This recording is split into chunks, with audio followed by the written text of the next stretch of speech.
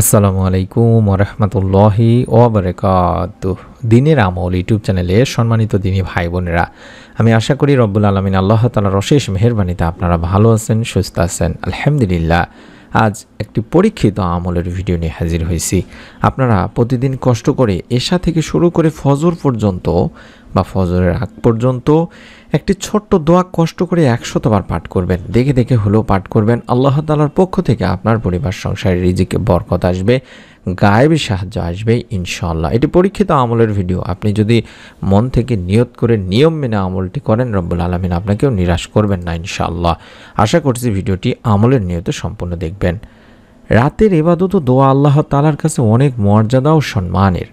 রাতের দোয়া ও ইবাদতে তাওহীদের সাক্ষ্য দিয়ে মহান আল্লাহর কাছে দোয়া করলে সে দোয়া আল্লাহ তাআলা ফেরত দেন না, বান্দার সব দোয়া আল্লাহ তাআলা কবুল করে নেন। সুবহানাল্লাহ।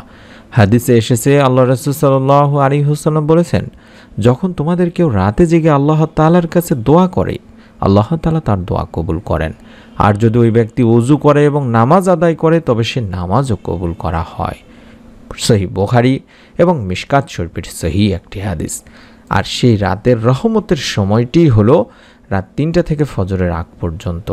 অর্থাৎ আমরা যদি সম্ভব হয় এই সময়টিতে উঠে কষ্ট করে এই আমলটি করার চেষ্টা করব। আর যদি উঠতে না পারেন, আপনারা চাইলে রাতে ঘুমাতে যাওয়ার আগেও অর্থাৎ ঈশার নামাজের পরে আপনারা আমলটি করতে পারবেন দিনী ভাই বোনেরা। তবে মাঝে মধ্যে চেষ্টা করবেন, যেহেতু ফজরের সময় ওঠায় লাগে, তার 10টা মিনিট 15টা মিনিট একদিন দুই দিন যেদিন আপনার একটু ঘুম ভেঙেও যাবে সেদিন একটু উঠে অন্তত আমলটি করার চেষ্টা করবেন দিনী ভাই বোনেরা। কারণ রহমতের সময় হলো রাত 3টা থেকে ফজরের আগ পর্যন্ত।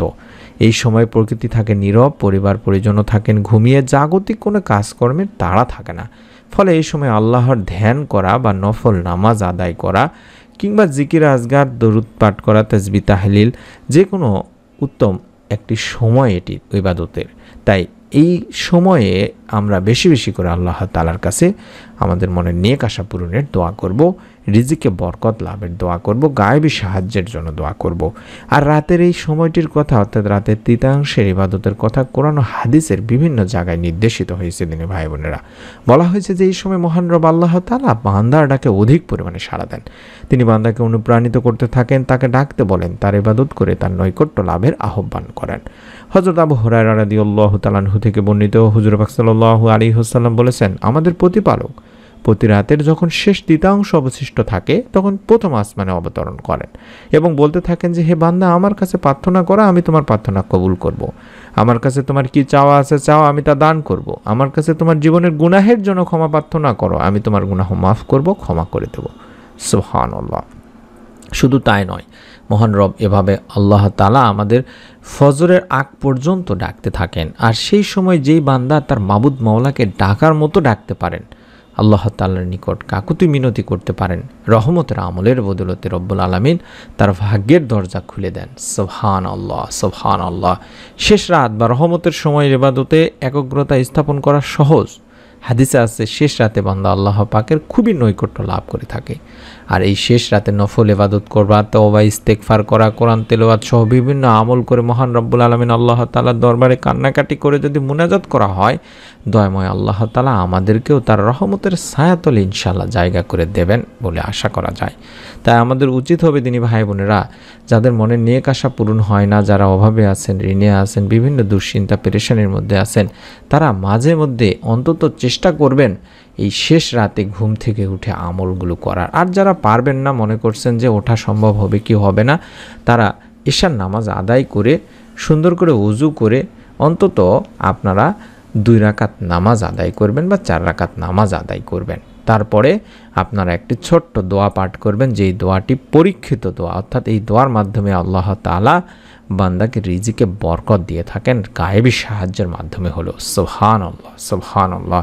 তেমনি একজন সাহাবী রাদিয়াল্লাহু তাআলা আনহু আরজ করছিলেন আল্লাহর নবী, প্রিয় নবী সাল্লাল্লাহু আলাইহি সাল্লামের কাছে এসে যে, ইয়া রাসূলুল্লাহ সাল্লাল্লাহু আলাইহি ওয়াসাল্লাম, দুনিয়া আমার প্রতি পৃষ্ঠ প্রদর্শন করেছেন, অর্থাৎ আমি চরমভাবে অভাবগ্রস্ত।